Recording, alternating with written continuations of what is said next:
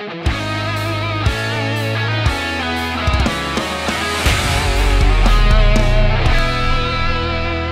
você busca em ter seu próprio negócio e empreender no segmento que mais cresce no Brasil e lucrar até R$ 12.000 por mês, você precisa conhecer a Micromarket. Prazer, meu nome é Daniel, sócio fundador da Micro, e a gente é uma franquia de mercados autônomos. Esses mercados que funcionam com condomínios residenciais, empresas, hotéis, shopping e muito mais. A partir de R$ 60.000, você monta a sua unidade, fatura 24 horas por dia, 7 dias por semana, em horários flexíveis, sem a necessidade de ter funcionários. Eu sei que parece ser bom demais para ser verdade, mas só no Brasil já existem mais de 10.000 unidades de mercados autônomos em funcionamento. Na Micromarket, você tem o retorno do seu investimento a partir de 6 meses e uma rentabilidade de 20% a 30% ao mês. É uma grande revolução que vem acontecendo no varejo brasileiro, onde cada vez mais o consumidor busca conveniência, praticidade e segurança no seu dia a dia. Então, se você ficou interessado, entre em contato com o nosso time comercial, que a gente vai te dar todo o suporte e te mostrar como é fácil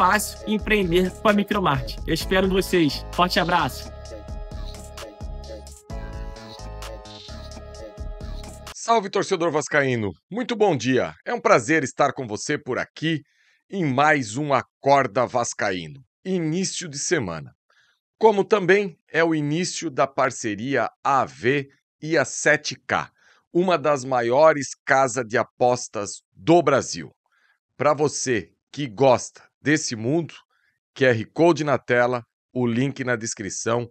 Jogue com responsabilidade. Agora, eu posso assegurar, a 7K é uma das melhores do Brasil. Torcedor vascaíno, inicia essa semana e o Vasco tem 2 jogos pela frente. Amanhã enfrenta essa sensação do Campeonato Brasileiro, que é o Mirassol, e no próximo final de semana enfrenta o Atlético Mineiro fora de casa. E agora, muita gente pode estar pensando ainda a questão desse tal de G8. Será que dá? Será que ainda não dá? Na verdade, o Vasco precisaria conquistar 2 vitórias e torcer por tropeços aí de alguns adversários.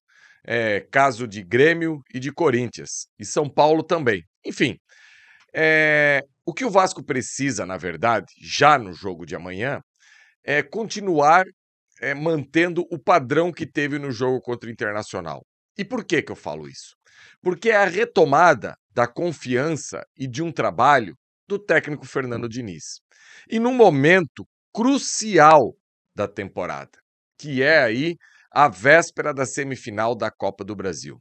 Inclusive, a gente trouxe ontem aqui no canal que se o Vasco vencer o Mirassol amanhã à noite em São Januário, praticamente vai um time alternativo para o confronto contra o Atlético Mineiro. E eu sou totalmente favorável a esse time alternativo. Até porque a gente sabe que do nosso elenco, que hoje o torcedor confia e coloca a mão no fogo aí, a gente tem 13 jogadores, 14, com muita boa vontade. Então não dá para a gente achar que dá para ir para Belo Horizonte com força máxima, daqui a pouco pode perder aí 1 ou 2 jogadores e já vai entrar desfalcado nesse confronto contra o Fluminense. O Fluminense, que tem 2 jogos ainda para fazer, igual o Vasco, pega aí o Grêmio fora de casa e depois tem uma briga direta por uma vaga na Libertadores, na fase de grupos, com a equipe do Bahia. Então, acredito que o Fluminense não vai ter essa possibilidade de poupar. Uma pena que o jogo é só na quinta da semana que vem. Deveria ser até na quarta já, para reduzir aí o tempo de descanso. Hoje, eu tenho 2 temas para tratar aqui com você. Primeiro, eu gostaria de falar sobre a atuação do Thiago Mendes na última sexta-feira em São Januário.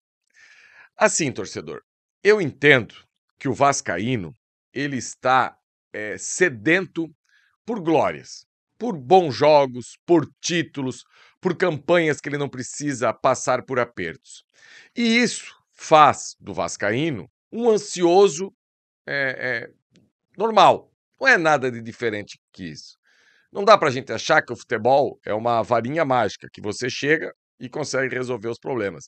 Mas se tem uma coisa que eu não tenho, cara de pau para pedir calma para o torcedor vascaíno. O torcedor vascaíno tem que ter calma de nada. Ele pode cobrar, ele pode vaiar durante o jogo, ele pode chamar atenção, porque qualquer outra torcida no mundo já teria abandonado o time há muito tempo. E o vascaíno não abandona o Vasco, muito pelo contrário. A gente percebe aí a procura de ingressos e sabe que jogo após jogo, o torcedor do vascaíno lota o seu espaço nos estádios adversários, lota São Januário, e eu não tenho dúvida nenhuma que vai ser maioria já no primeiro jogo contra o Fluminense, dia 11 no Maracanã. Só que o Thiago Mendes é uma prova viva que, sim, eu não quero ser aqui pessimista demais, mas pelo que eu ouvia e lia nas minhas redes sociais, mais de 50% dos torcedores do Vasco já tinha aberto mão do Thiago. Achava que ele não ia dar certo, que pode devolver, porque o porte atlético dele não está legal, porque nunca entra em forma, e tudo isso a gente já sabe. Só que daí, eu falei algumas oportunidades aqui, que eu tinha medo que ele poderia se tornar o novo Cleiton Casapia. E olha que eram até cenários diferentes, porque o Cleiton chegou no Vasco com ritmo de jogo, tanto é verdade que ele mal desembarcou no aeroporto e virou titular 3 dias depois. E a gente sabe que o Thiago Mendes veio de um futebol onde praticamente a galera gosta de chamar de um mercado alternativo. E ele teria que ter esse tempo de adaptação. Só que o Thiago Mendes, diferente do Cleito, é um jogador, e eu gosto sempre de usar esse termo, porque o Tite, o último técnico aí da seleção brasileira com um trabalho linear, foi eliminado de 2 Copas do Mundo, mas os resultados do Tite em eliminatórias e tudo mais, a gente sabe que o Brasil competia e competia muito bem. E é um bom técnico, o Tite, eu não tenho dúvida nenhuma. Ele usa um termo, até carregando o gaúcho dele, ele fala que quando determinado jogador é bom, ele fala, é jogador de qualidade comprovada. E o Thiago Mendes é um jogador de qualidade comprovada. Um cara que é titular no São Paulo como ele foi, com sucesso. Um cara que vai para a Europa, um cara que fica aí 6, 7 anos na Europa jogando em bom nível. A gente não pode esquecer que o rival e até mesmo o Palmeiras, em diversas oportunidades, cogitaram repatriar o Thiago Mendes. E a gente já queria abrir mão do Thiago Mendes. Então, que bom que o Thiago Mendes pôde fazer essa partida, e agora não adianta uma partida, porque uma partida também não vai resolver o nosso problema. Ele precisa ter sequência, ritmo de jogo. Jogou sexta, que seja titular amanhã. Quem sabe ele é um jogador que no próximo domingo possa jogar aí pelo menos um meio tempo para adquirir mais ritmo ainda para chegar bem na equipe, no confronto na semifinal contra o Fluminense. Até porque é um jogador que já jogou, como eu falei, na Europa, jogou no São Paulo, está acostumado com grandes jogos, então eu acho que seria uma boa arma aí para esse confronto. E isso que eu estou falando aqui, torcedor, eu sei que muita gente agora não vai gostar do que eu vou falar, mas tudo bem, eu vou falar. Não vamos abrir mão também do Matheus França. Não vamos abrir mão dele. Jean, o que você acha do Matheus França até agora no Vasco? Uma porcaria. Eu não sou bobo, torcedor. Eu tô vendo ele dentro de campo. Tá tendo muita dificuldade. E o que mais me deixa angustiado vendo o Matheus França com a camisa do Vasco aparenta faltar gana, vontade, sabe? Aquela pegada a mais. E ele tem que cuidar, porque ele é um jogador que saiu de não jogar nada no profissional do rival, pelo sentido do pouco tempo que ele teve aqui. Não é jogar nada de que jogou mal, mas era um dos grandes destaques da base do rival. Foi para a Inglaterra e literalmente não trocou de roupa. E talvez essa postura dele que a gente vê agora no Vasco, a gente entenda por que ele foi para um clube de Premier League e não trocou de roupa. Porque na Premier League talvez seja o campeonato do mundo que, se o jogador não acelerar, ele não toca na bola. E na maneira que o Matheus França aí se comporta no Vasco, ele não vai tocar na bola nunca na Premier League. Então, eu acho que o Diniz tem que cobrar muito dele, tem que pegar muito no pé dele. Claro que ele também foi prejudicado por alguns momentos ser escalado fora de posição. Eu acho que até agora o momento que ele foi escalado na posição dele, fora de posição, está meio que meio a meio. Então isso também acaba prejudicando. mas é um jogador que, diante das opções que a gente tem no nosso elenco, eu acho que dá pra gente ainda. Eu entendo que ele foi pro final da fila. Eu tenho essa convicção e tá tudo certo. Só que eu acho que não dá pra dizer que não vai dar certo. Não é um Jean da vida, um Jean Davi da vida que a gente já deve encostar. Não. Eu acho que a gente ainda em algum momento pode ter algo desse rapaz que, lembrando, entrou no jogo contra o Botafogo na Copa do Brasil, foi lá, cobrou pênalti e, com excelência, botou na casinha. Não esqueçamos isso também. Não tremeu, não pipocou. Claro que durante os jogos deixou muito a desejar. Volto a falar, não estou pedindo ele de titular aqui. Apenas estou traçando um paralelo para deixar claro que não adianta a gente ficar rifando jogadores com 4, 5 atuações não tão legais com o Vasco e depois, lá na frente, chorar por isso. E para encerrar esse Acorda de hoje aqui, outro tema que eu queria trazer é uma reflexão sobre a qualidade do Fernando Diniz. Eu aqui no Atenção Vascaínos, disparado, sou o cara que mais tenho afinidade pelo trabalho do Fernando Diniz. Isso não me deixa imune a criticar quando eu acho que está errado. Nessas 5 derrotas consecutivas, em vários momentos eu vi problema no Fernando Diniz. Inclusive falei aqui que eu achava que o trabalho estava quase que na estaca zero, porque eu estava sentindo falta daquele Fernando Diniz e me fez admirar o seu trabalho. E aquele Fernando Diniz, eu acho que nunca mais vai existir também. Aquele da grande posse, de ter risco na hora de sair jogando. Aquele Fernando Diniz, e é engraçado isso, porque quando ele chega no Vasco, eu já tinha falado em relação ao que eu vi dele no Cruzeiro.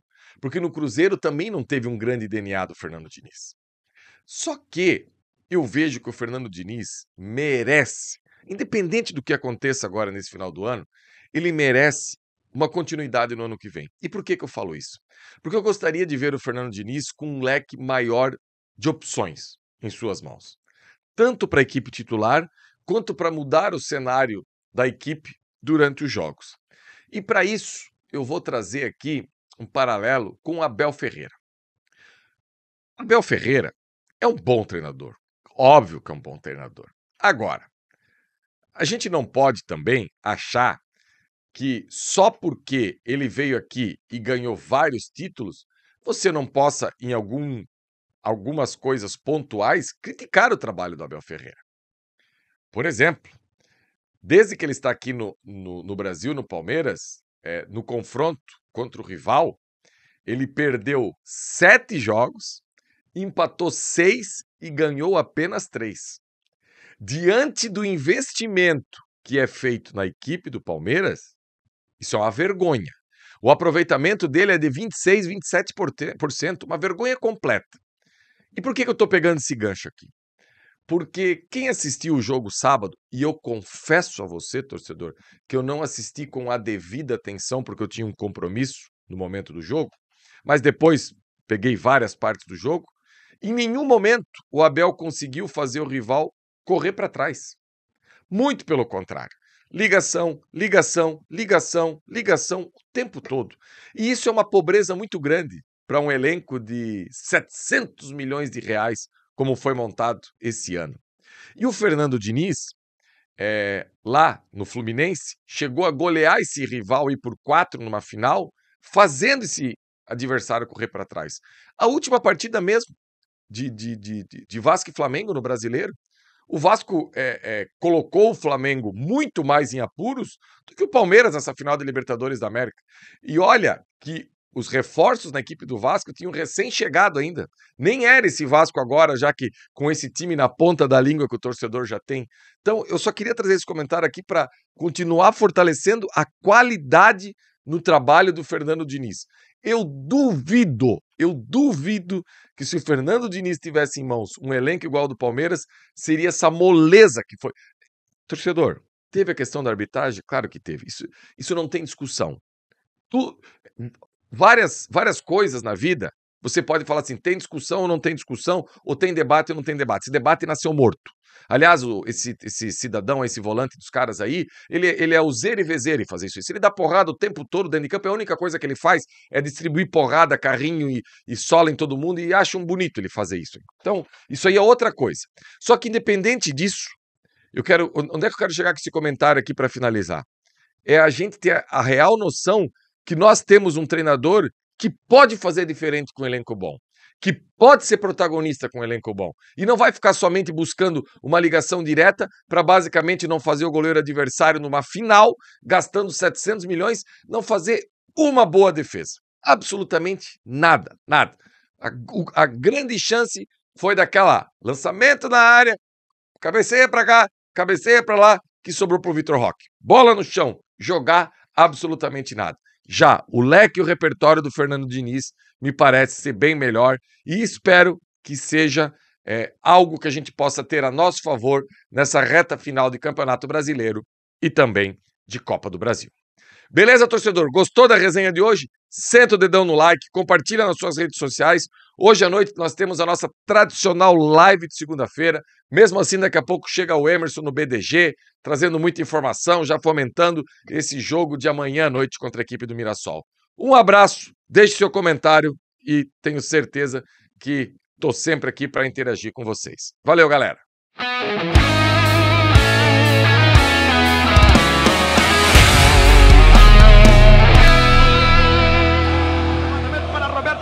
Sozinho, atenção, vai enfiar, gol!